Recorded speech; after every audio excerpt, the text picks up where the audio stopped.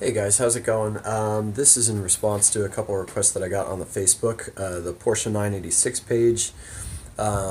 If you have a 986, like that one, then you probably have figured out how quickly, how terribly the headlights react when you're sitting there 20 years down the road and the plastic started to macrodegrade and check, and you have very few options. If you were driving a Civic, you could go out all day and get headlights for $100 a piece. If you were driving a Mini Cooper, you could spend $200 and get something with an LED option that isn't too bad. When you've got the 986 Boxster or the 996, 911, you start to run into a lot of problems and a lot of restrictions. So what we're going to do is we're going to talk about a cheap alternative versus spending the $1,000 on the LED conversion lights, which I don't particularly appreciate, because it feels like the car is trying to look like something it's not. Plus, there are some reliability issues with them, and they just kind of look not good sometimes. And they conflict with the aesthetic of the car. Or spending $1,000 on some 996 lights, $1,000 because it doesn't have an amber strip. Sounds terrible. Anyway, my headlights are crap. I mean, absolutely terrible. I would have better luck sticking a flashlight out the side of my car if I wasn't going over 20 miles an hour and, outrunning the beam. This is before. You can see that at night I couldn't. This is the after product. It's not bad, actually. It's pretty good. These are the same exact components that you used before. It's the amber and the stock surround here, and it's the stock dish. It's not the xenon dish, so you don't have to worry about that. The corners, however, are totally shot, so you might as well plan on giving those up. Those are available for about $60 a shot. So what I'm going to do is, over the next 2 or 3 days, I'm going to detail how to get that to look like that. And here's what you're going to need. You're going to need McGuire's polish, which is really good. Sorry for the spinning camera. Those of you who have nausea. Sorry. Those of you who don't, you will. You're going to need that. You're going to need ultra black silicone. It's the Permatex brand. You're going to need some decent gauge wiring. This is 18 gauge. It's just over factory stuff. I would love to show you what the wiring on the inside of the left side headlight looked like. I can tell you this. The insulation was completely cracked. It was falling off of the inside of the harness. The only parts that were still good were the attachment points to the bulb housings. You will need to rewire the harness, because if you don't, that nice tidy new headlight that you just rebuilt, it's going to go on fire and your car is going to not work. So we'll go ahead and go over that. We're going to be using heat shrink tubing for that. For 18 gauge, you might need a bit of electrical tape. You're going to need some wire cutters and some solder and a soldering iron. While this all sounds like a lot, and right now some of you guys are sitting there saying, I would rather just spend $1,000, go right ahead. Spend $1,000 for something that's probably going to age. Remember that Bosch doesn't make those LED ones. And I can wager dollars to donuts says that those things are going to turn yellow real fast, like dipping them in tea. The truth of it is the original units are really, really good quality. The scariest part of this whole procedure, separating the lens, which is why right now what I'm going to do is I'm going to put this camera down, and then I will cut in to me sticking my entire headlight in my tiny one-bedroom house oven. So we've got the lens out of the oven, and we're actually got it up on a bench here, or cardboard box.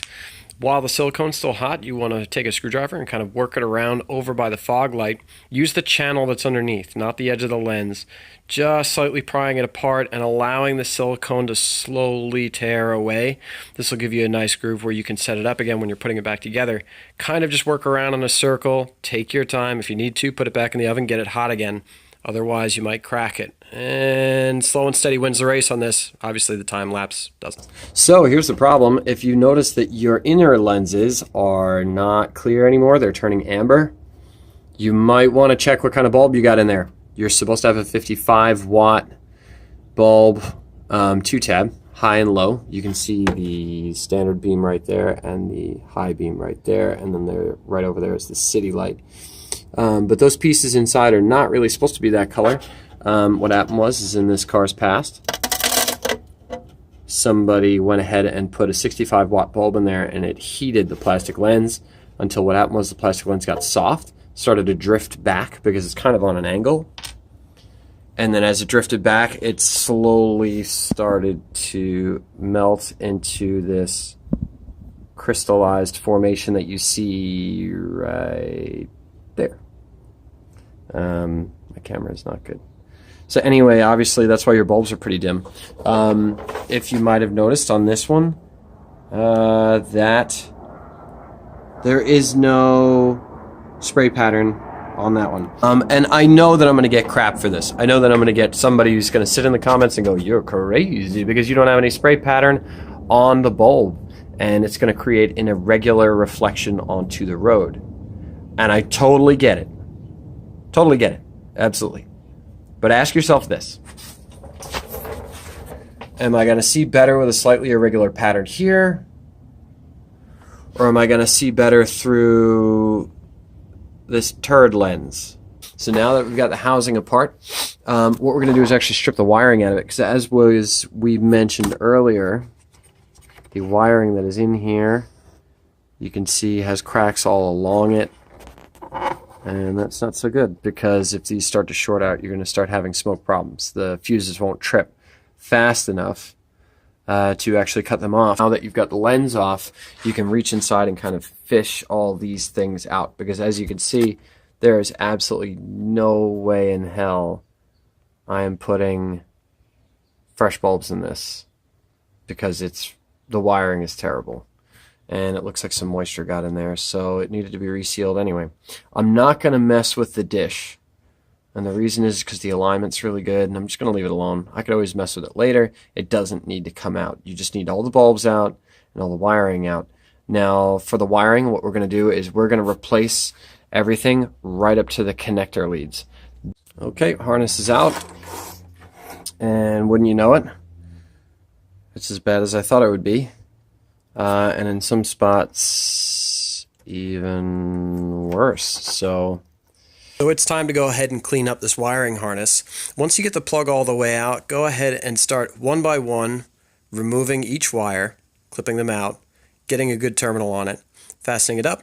Using some rosin car solder, you can go ahead and solder it up, and then using some heat shrink tubing, wrapping it up so this way it doesn't work its way loose. These wires aren't on moving parts, but they do sit close together, and if they do manage to short out, you'll at least blow out the relay, and you'll at least be driving home with no headlights at night. These headlights aren't great from the factory. I know before I was saying that the quality is really good, and it really is very good, but the only thing is that they're not terribly bright. If I get into my E39 528i, I can see miles down the road comparatively to this, and that car is not brand new either. Go ahead and wrap them up, tape them up, keep them bundled up. Make sure that the length is appropriate, because if you start to get up towards the terminal for the blinker, then you're going to run short, and then you got to kind of rewire it, and you're patching it again, and it's not particularly fun. Use really good strippers on this one. They will save you tons of time and keep your fingers in one piece, which is quite nice. A really good soldering iron with a clean tip is also very, very good, so you can get a good departure on it. Okay, next we're going to be moving on to cleaning the inside of the housing. This is the little surround that sits underneath, kind of conceals the inside of the housing.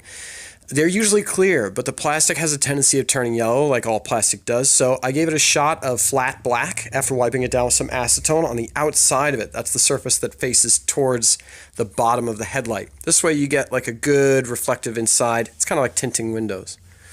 Now we're on to the lens. The lens was in rough shape. There's checking all over this thing. It really wasn't very good. I gave it a brief cleanup on the inside, but on these, the outside of the lens is the thing that really starts to fall apart and come up with an imperfect surface. That's it before. What I've done is I've hit it with some 1500 grit sandpaper, wet, dry sandpaper, and kind of buffed it in circular overlapping motions for a long time. Then I went down to like 2000. It's going to scare the hell out of you when you do this, because it's going to really haze up fast. Then just using a drill with a high-speed setting, I use a buffing wheel that I picked up from the hardware shop, and gave it a real good course going over. Now you can kind of pick your level of engagement on this. If you hit a certain level where you're satisfied with it, then by all means just call it done. But the way I looked at it is, you're only going to have the lens off this once. Trying to take it off again could potentially run into problems later on. The lens has already kind of been compromised, but you know, it's either that or it's shot anyway. Then going over by hand once again with soft terry, circular overlapping motions using our Maguire polish. It's just automotive polish, but it works great on everything. And as you can see, the finished product already shows a lot. After this video is done, I hit it another 2 times, figuring, you know what, I'm going to hit it while it's off. It got almost all the imperfections out of it. Okay, so we've cleaned up the lens. It's not totally done, but it's to the point where it can be mounted on the housing. Most important thing is having the inside cleaned up from any particulates or any hazing or anything like that. Once the housing's together, like that one, doesn't really matter. You can still go to it. As a matter of fact, there's still some scratches on this one. Some light hazing.